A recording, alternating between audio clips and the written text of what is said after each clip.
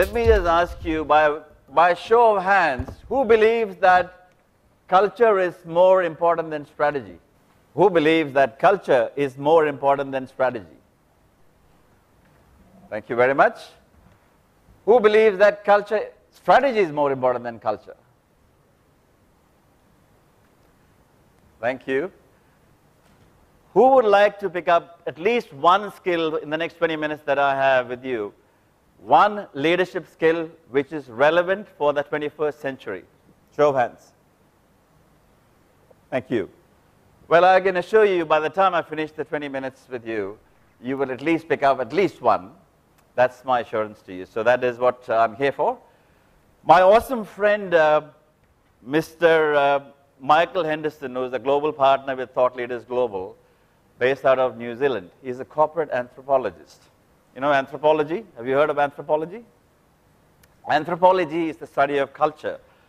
So what Michael says is that he's been traveling around the world. He spent 30-odd years studying culture across many, many countries.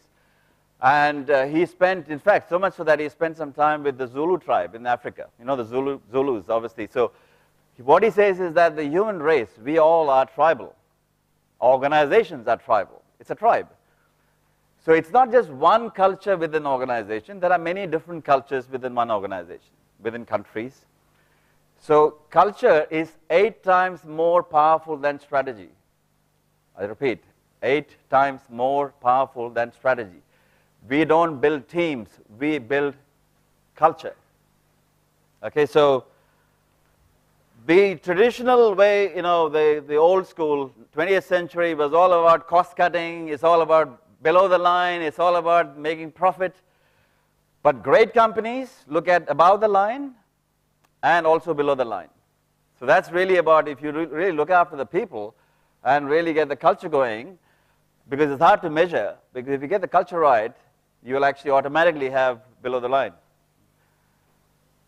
So it's about, 21st century is about work worth doing, leaders worth following, and cultures worth belonging to.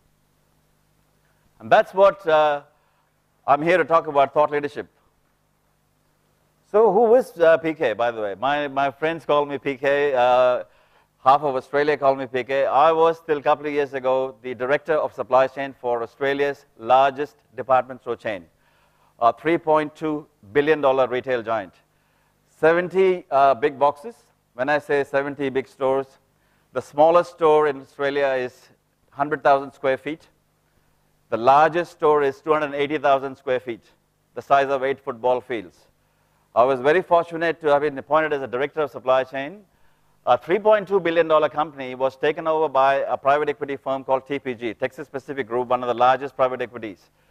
I did not have a background in supply chain. I was very fortunate that the team transformed a broken supply chain into a world-class operation in 10 months, put $25 million to the profit line. We brought about significant changes. We call it, as Bernie Brooks, our CEO, calls it, we were flying the plane mid-air and changing the propellers.